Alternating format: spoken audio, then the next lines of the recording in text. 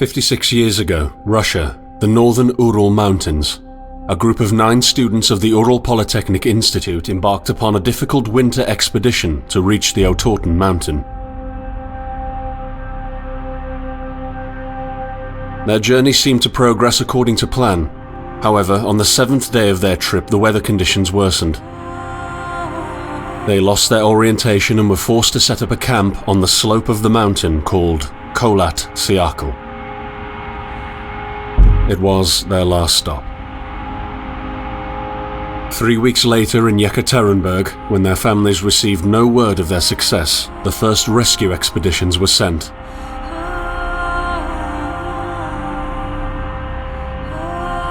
On February 25, 1959, an abandoned encampment was found. The tent was torn down and covered with snow, with all the group's belongings left inside. Further examination revealed it was cut from inside out. The surrounding footprints indicated the crew had fled the tent. They were barefooted. This suggests a frantic escape, characteristic of people scared out of their wits. 2 sets of prints led to a forested area down the slope. The rescue team found an improvised fireplace and 2 bodies. They were lying in but their underwear, with cuts and scratches to their limbs, suggesting they had tried to climb the tree in panic. What could terrify them so much? The next 3 bodies were found scattered a few hundred meters from the first discovery. One of them had suffered a fractured skull, this despite no evidence of a struggle. It took the spring thaw 2 months later to enable the rescue team to find the rest of the victims. The last 4 skiers were found buried in a thick layer of ice and snow. Their autopsies led to even more bizarre findings. All of the bodies had severe internal injuries caused by an undetermined force, similar to that of a serious car accident. No external damage nor bruises were visible, besides a tongue ripped from one victim's mouth and a strange orange skin color. Much speculation arose from these puzzling events. Such theories included attack from the local tribesmen, from an avalanche, or animals. Each theory, however, only served to create more questions. The truth behind this tragic course of events remains unexplained to this day. What really happened? Maybe the answer still waits to be discovered, deep under the snow.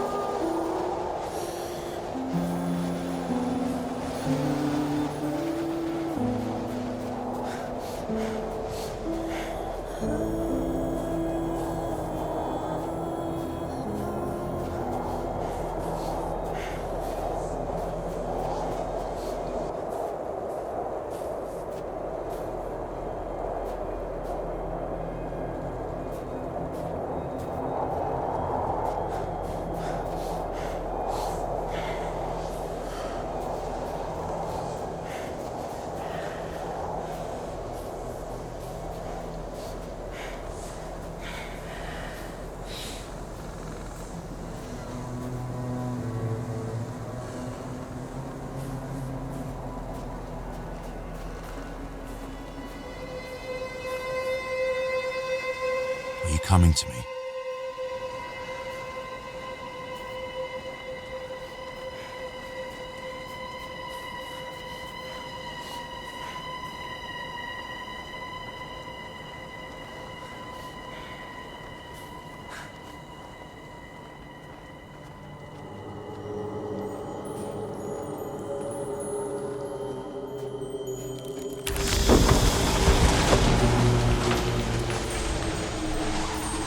In the end, the only thing I saw was a flash, an insufferable burning light, the pain ripping apart my body. I felt it tearing out of my soul. After a while, I was nobody, nothing. The light went out and I vanished into overwhelming darkness. I welcomed the end with delight.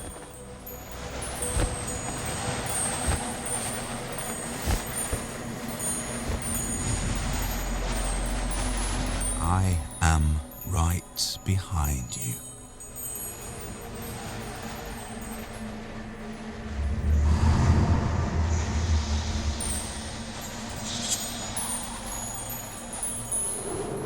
Have you ever tried to hold on to your humanity when others convince you of being no more than a subject, an object, which they can bend to their will? When they told you that you were a monster that deserved punishment, when you could really not remember your sins, when they took away your loved ones, leaving you to rot in the dark.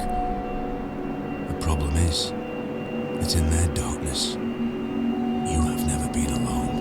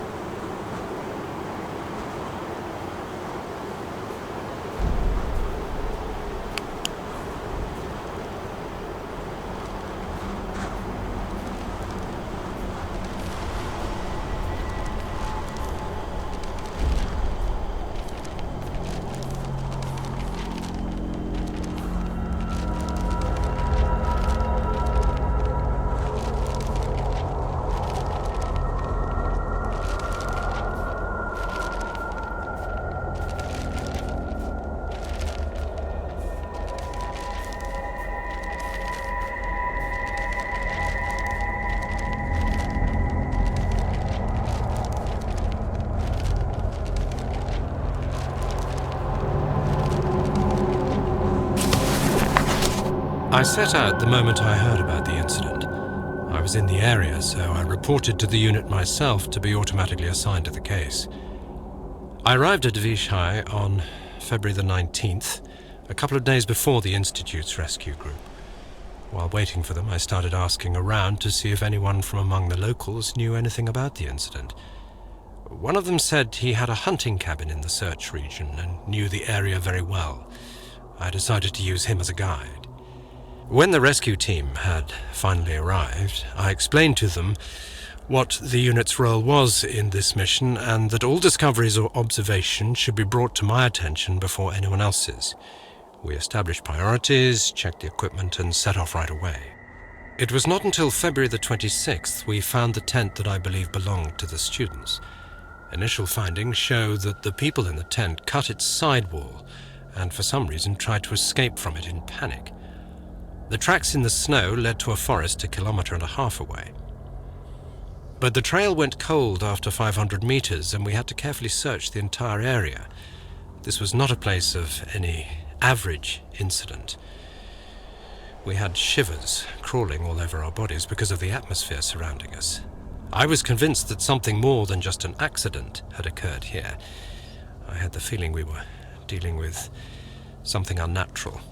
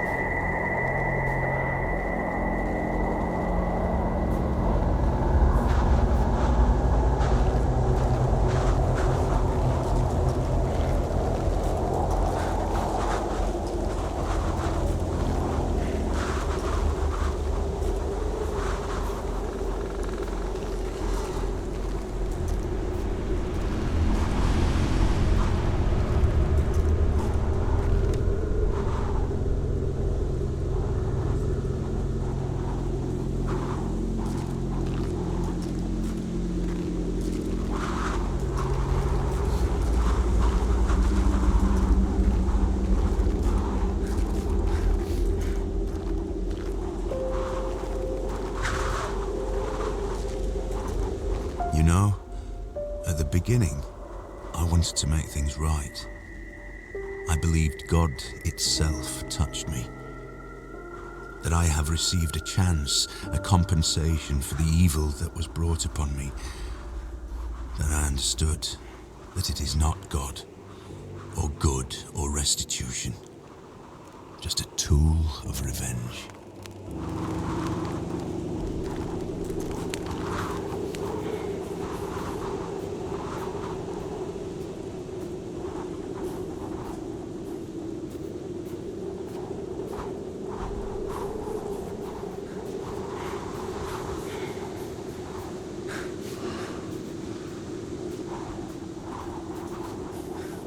Are you coming to me?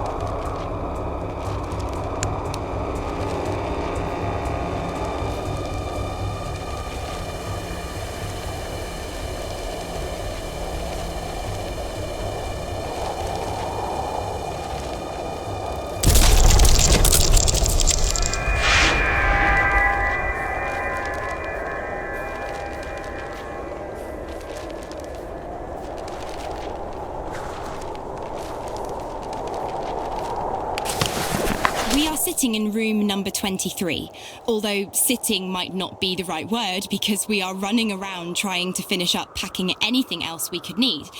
Food cans, tools, essentially whatever we get our hands on. We want to be sure that we took everything we could possibly need. We're running out of time. Damn it, where did I put my belt? I'm sure we forgot about something. We're almost ready.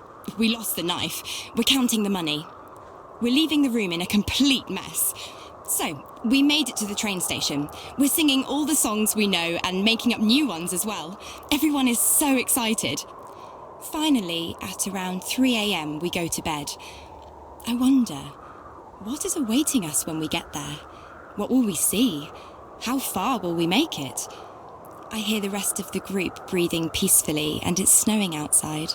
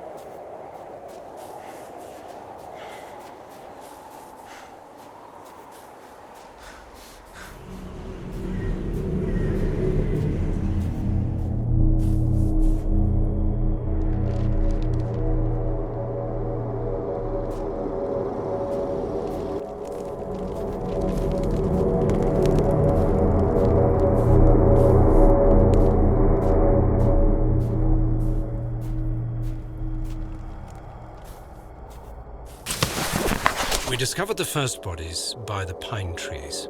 A makeshift campfire suggested they tried to warm up.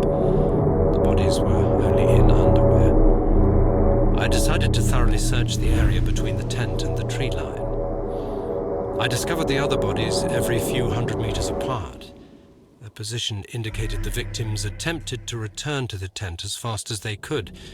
This could mean that the threat was gone and the group decided to go back to the tent, or just the opposite. Someone or something appeared from the forest and forced its victims to run. At this point, it is difficult to determine what exactly happened. I have collected small samples from all bodies for further research at the unit's laboratory. I discussed this situation with the rest of the rescue team, and afterwards they focused on the visual inspection of the tent and areas by the trees, and I entered the forest.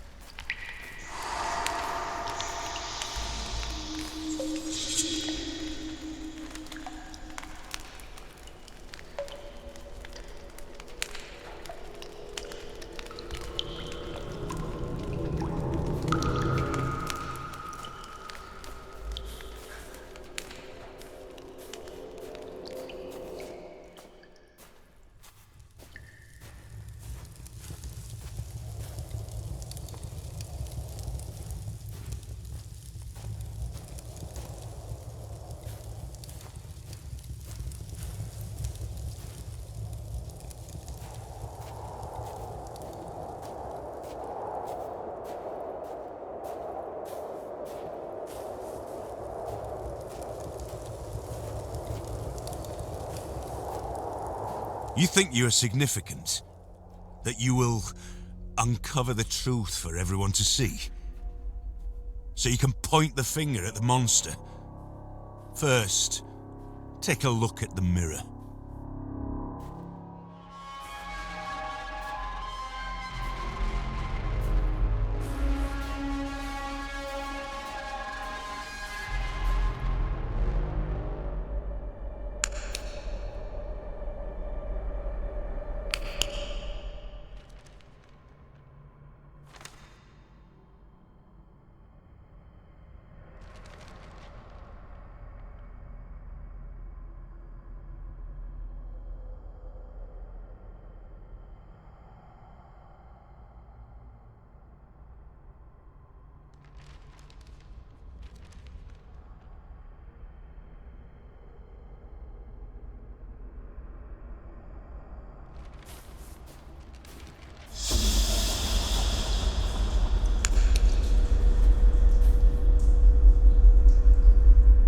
I am right behind you.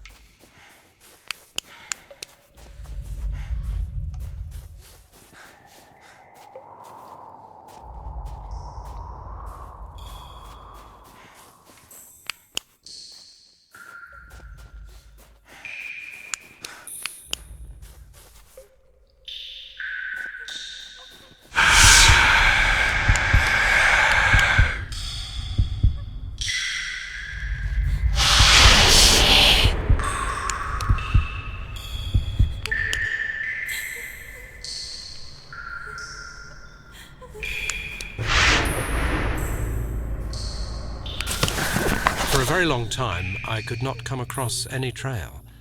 The tracks came and went as if someone was playing with me, as if the victims were moving. And as soon as I was almost sure I had seen something and I would find something new behind the next tree, the trail suddenly went cold. I had no idea what was going on. Finally, I reached a small meadow. There, I found a bound journal, as if someone left it there on purpose. The journal belonged to the members of the expedition. They wrote down their thoughts and observations. Note, there were also some obscure entries, probably taken down in the dark, concerning the situation they were in. This could shed some new light on the case. I am attaching the journal to this report. We have to control the conduct of the investigation, and at a certain point stop the information flow.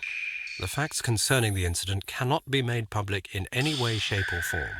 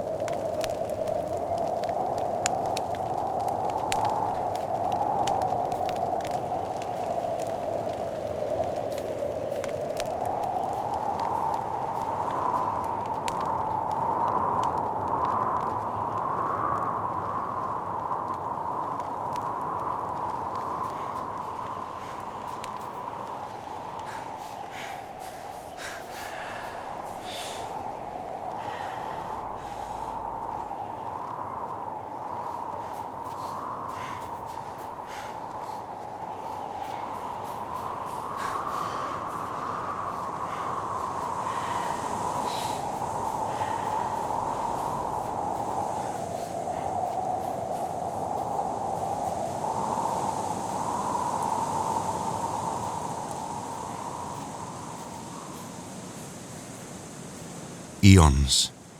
That's how long I spent suspended in nothingness. And then this one time, a pale, dim glow filled it. I felt as if some consciousness started soaking through an orange cloud into my brain, dripping with heavy drops, not letting me pass away nice and peaceful. I fought with myself. I had no strength to open my eyes. And finally, after processing the situation on and on, I realized I have no eyes.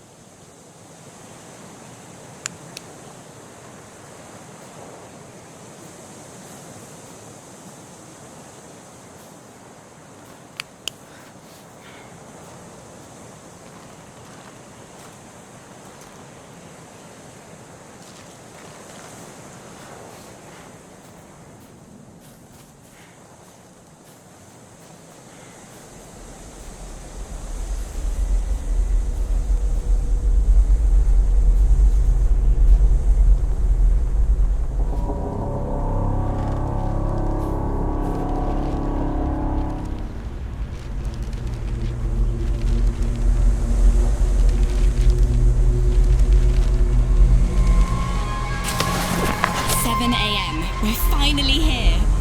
We met a group of Mansi people. They have weird tools. I think they're for hunting. We've also encountered local hospitality when we were not allowed to enter the railway station because we were singing too loud. But we received a very warm welcome from the local school. We had a bit of time, so we met with the students and told them about our expedition. When we reached another station, some drunk accused us of stealing his wallet. Police got involved, but luckily, after some explanations, the whole thing got sorted out. We spent the whole night in the train speaking about love, religion, politics. When we felt tired, we went to bed, but since the compartments were not closed, we decided to keep watch and switched every couple of hours. There are moments when I doubt whether we are ready for such an expedition. Disturbing thoughts are haunting me. Maybe we misjudged our capabilities. Others say we'll make it, but I'm afraid. I have a bad feeling about this, as if a shadow of fear was breathing down my neck. I cannot explain this. It's time to take a nap.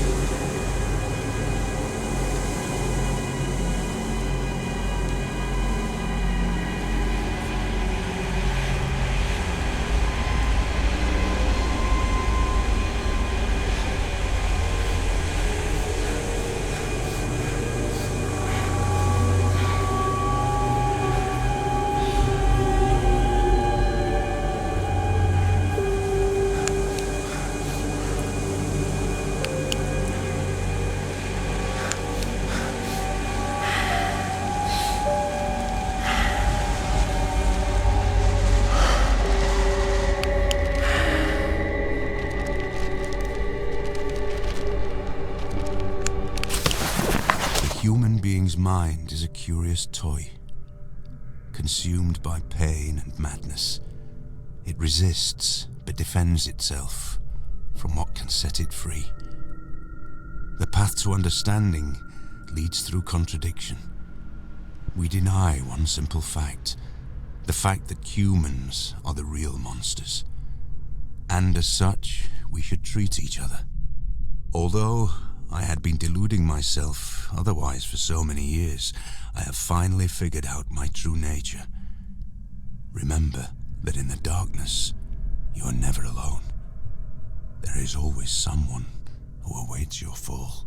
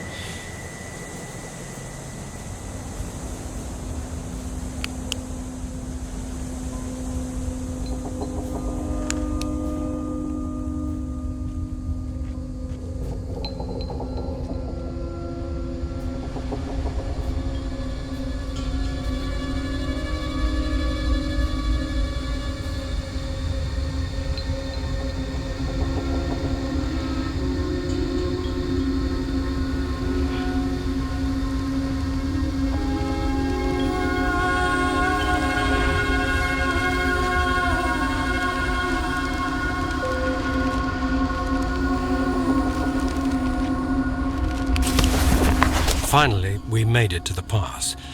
Thank God, we made it. On our way, I felt someone was following us. I heard strange whispers around. I sometimes even caught a glimpse of a moving shadow in the trees. There were moments I could feel someone's breath upon my shoulder, but when I stopped still, hearing the snow crunching under one's boots, and turned around, there was nobody there. I had the impression this is a place of some horrid altar of madness. Nothing is as it should be. Or it's some kind of a nightmare. And then we found the bodies. Something told me not to look, but it looked like something was sticking out, or maybe there was just some voice in my head which kept repeating, "Go down there, go." I can hear it clearly even now. So I went down and found the remaining 4. The way they looked, what on earth could have happened to them? I'm not able to describe it in detail. Smashed skulls, twisted limbs, broken ribs, torn, cut, or burnt skin. Never ever have I seen anything like this. A gruesome image of madness or some sick experiment.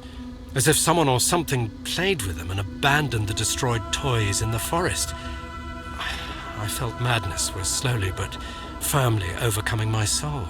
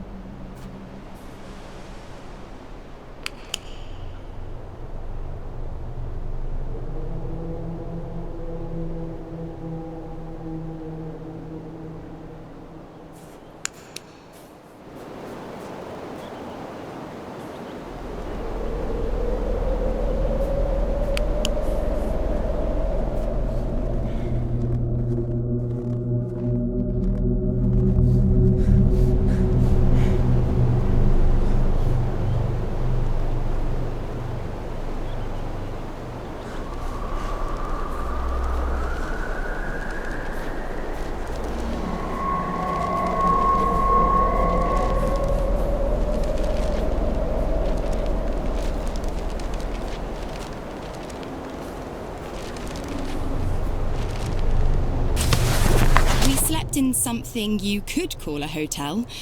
2 persons per bed. We woke up at 9 a.m. It was actually quite comfortable, although it was a little cold because we forgot to close the window vent. We ate breakfast, packed our things, and at 11 a.m. we were ready to go. We set off in the back of a truck, so it was a bit cold. During the ride, we talked about absolutely everything we could think of. On the spot, we spoke with some local workers. I remembered one in particular. He had a red beard. Friends called him Beardman. We cooked and ate dinner, and now we are resting. Half of the group is looking at some maps, the rest are sleeping. I started handling the equipment and writing. It is still a bit too cold. My hands are shaking, but finally my thoughts are much brighter than yesterday, no creepiness in them whatsoever. There's a long way ahead of us, but the only thing I can feel is excitement. It seems as if the forest is calling us. That beautiful, magical, dark forest.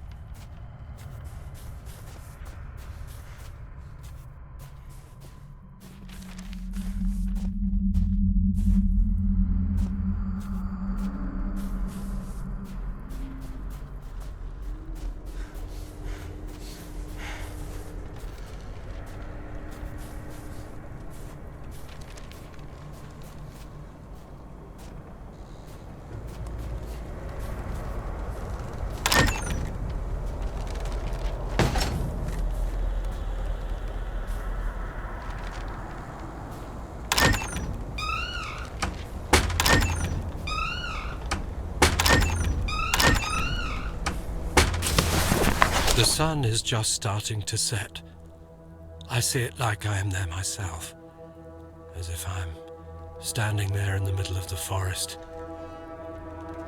I'm not sure what is going on with reality. I'm writing with my own blood on a tree. My own name. Anton. No, not mine. His. The sun is just starting to set. Orange mist. Orange mist all around. I see their bodies coming out of the woods. I hear a scream. A horrific scream of terror. Is that my voice? I think it is. Where's Anton? Where did he come from? How did he get in? The sun is just starting to set. He's in me. He's in my head. He's coming in through my eyes. The eyes are windows to the soul. He has no soul. Where is Anton? I am dropping in a bottomless abyss, falling into the pass. Dead and rotting hands are catching me on my way down. I can feel them whisper into my ear. Now you are ours. You will never leave us. I'm calling him. I'm calling Anton. Where is Anton? I don't know. I see nothing. My eyes are overflowing with blood. I have to escape. I have to run away. I have to start running. The sun is just starting to set. I could see you.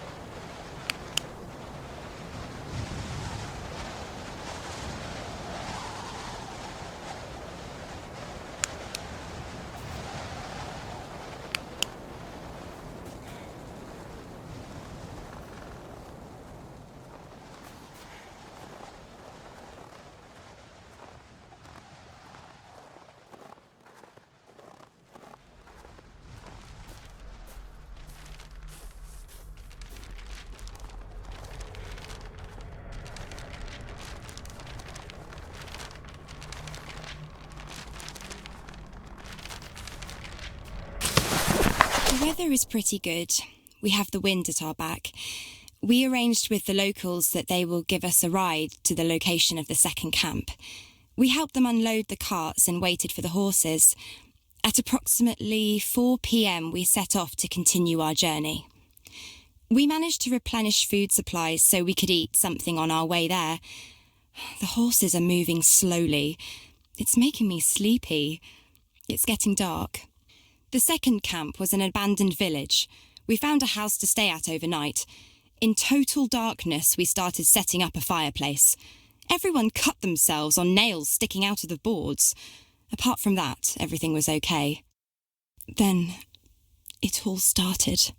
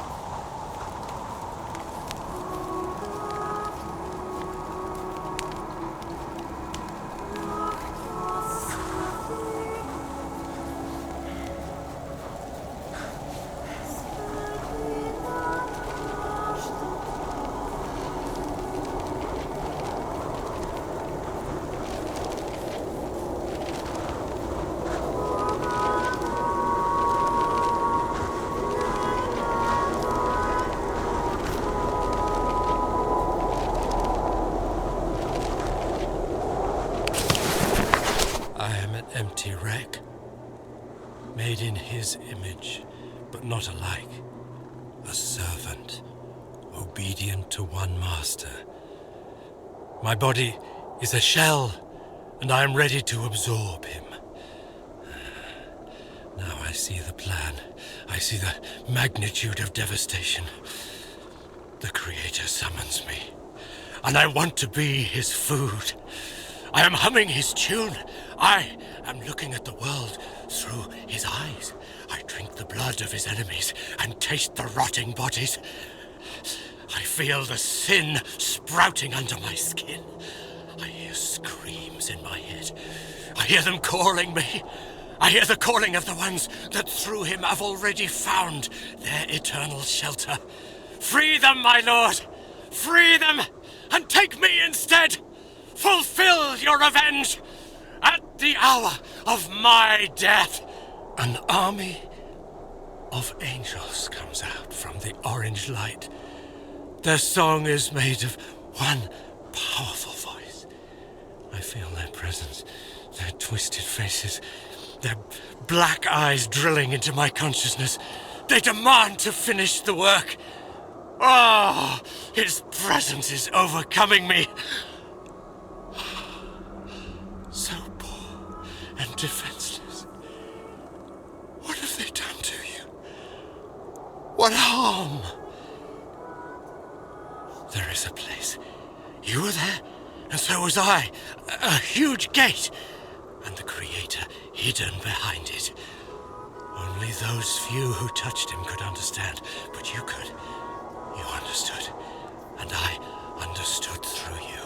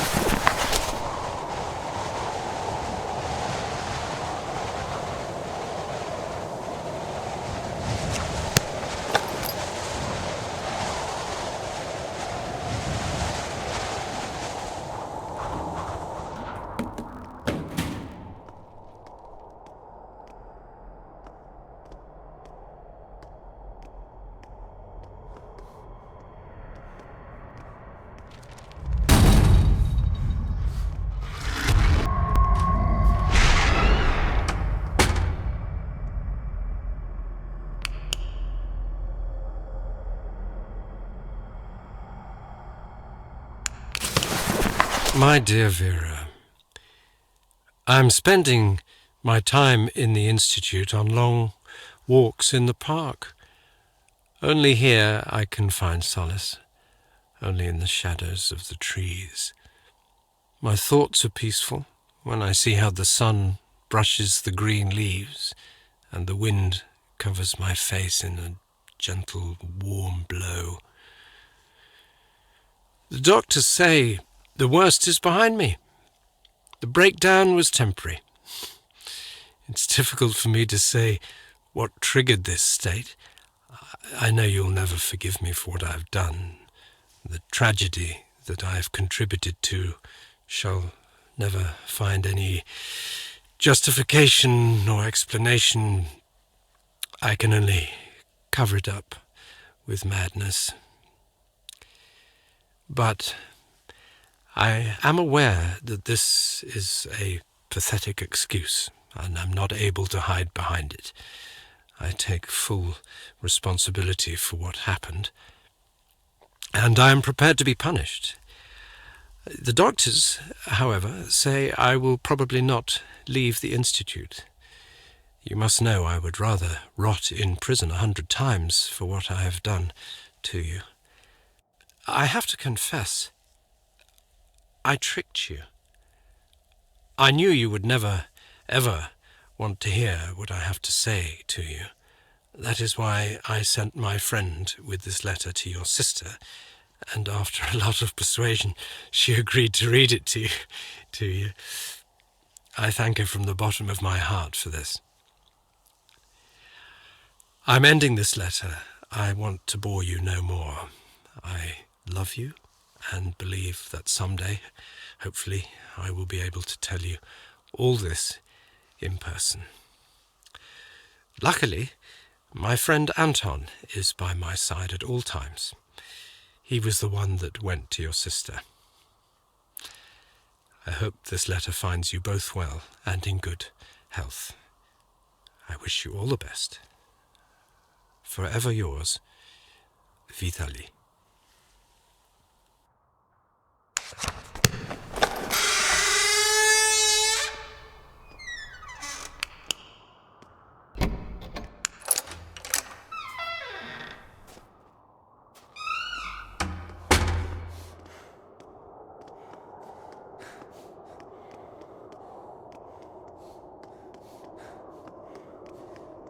Time does not heal wounds, as I've recently learned. This truth was pounded into me by pain, cruelty, and lies. I learned from this. I remembered.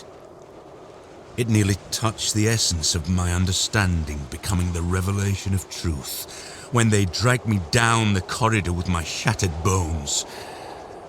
When they operated on me to observe the misplacement of my organs, when they put the worst nightmares into my head, when they closed me up, put me together again and revived me over and over to test the limits of my endurance.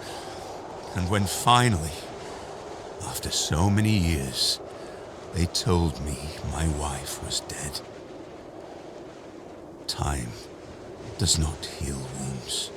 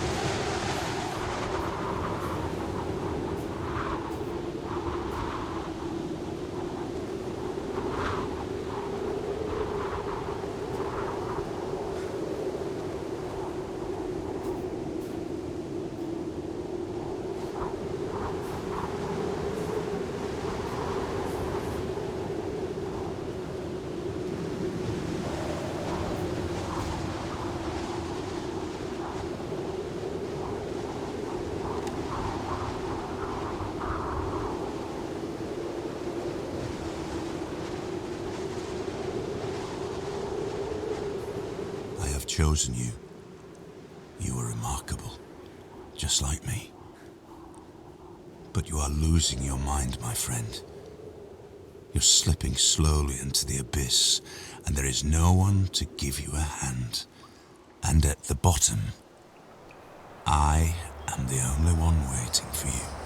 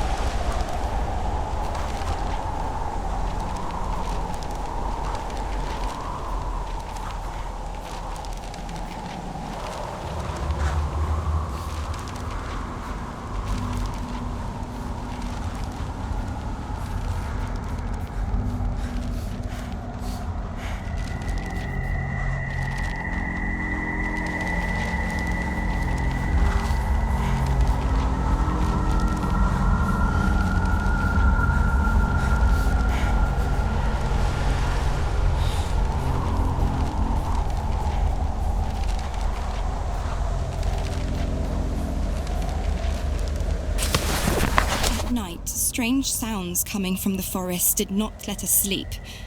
It's hard to tell what it was. It sounded to me like someone was calling me, but the rest of the group said it had been some kind of humming. We will ask the locals if we meet them again. In the morning, everyone was a bit scared, but after breakfast, our moods improved. We set off up the river. The snow isn't really that deep, but it's wet and it sticks to the skis, so it's hard to move.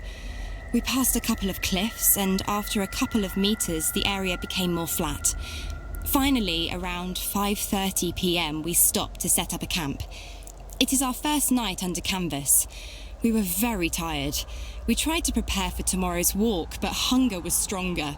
Then exhaustion overcame us. We sat around the fireplace and talked, or rather whispered. We were afraid to speak louder because of the surrounding atmosphere, as if this place was sacred or haunted. At last, we took shelter in the tents. Somehow, nobody feels like sleeping. We thought someone was passing by on the trail nearby, so the boys went to check it out, but there was nobody there. Maybe it was some animal. Again, I can hear the sounds from the forest.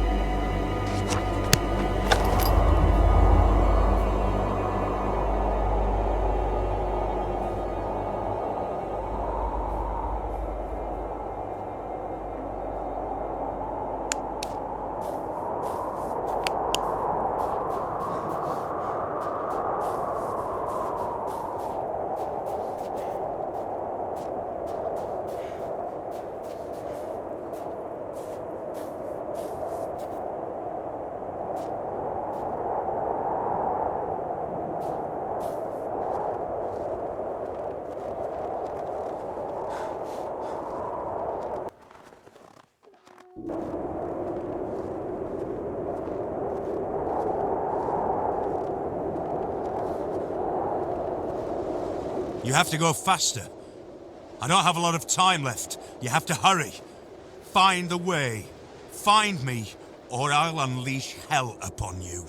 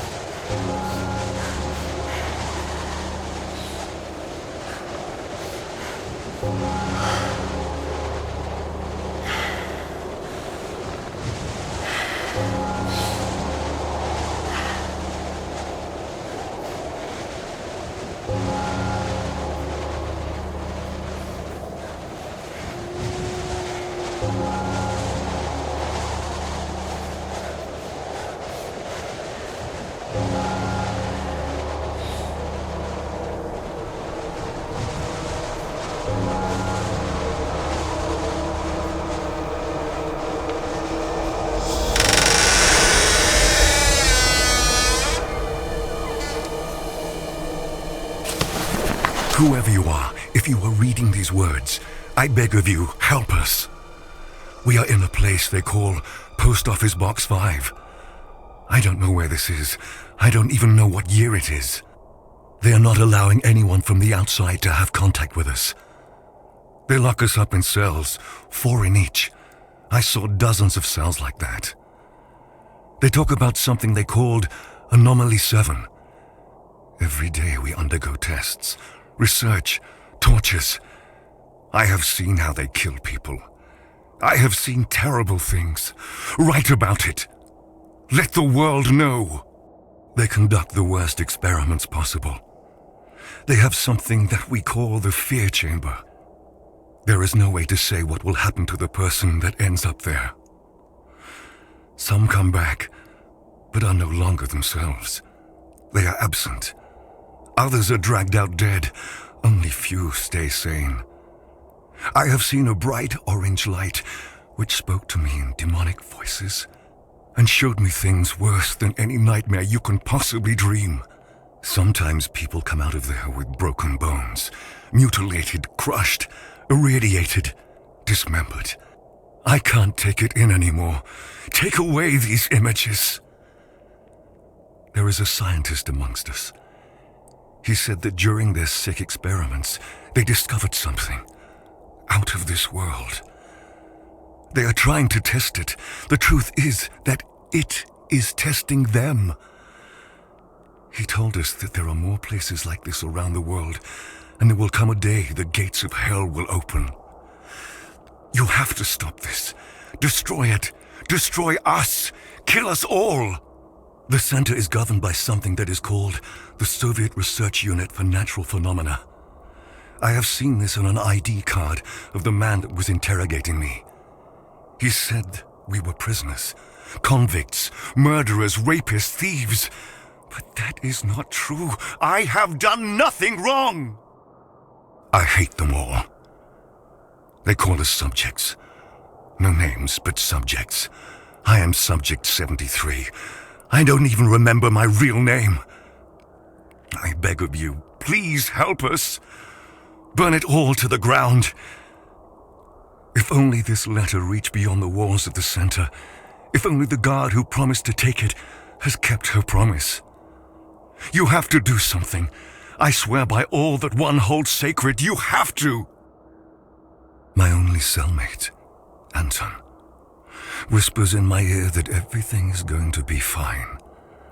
That the orange light is singing in the voices of hundreds of angel choirs. Anton promised me that if I listen carefully to the singing, he will free me. Sometimes, however, I think that all of this does not exist. There is no prison. There are no bars. There are no doctors. There is no Anton. There's only this frightening, piercing orange light.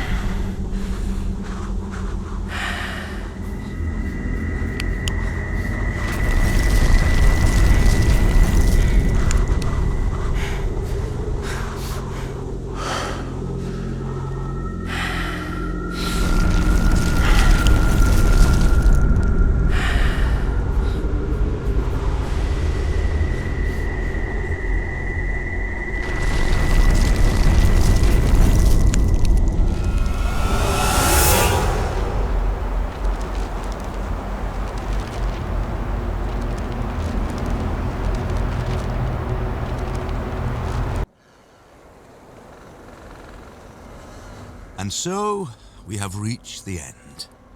Have you understood your role in my plan? There are no random victims, and nobody is completely innocent. You may not agree, but when the gates to Section 22 open and the world will see true madness, you will understand that everything I had done was necessary.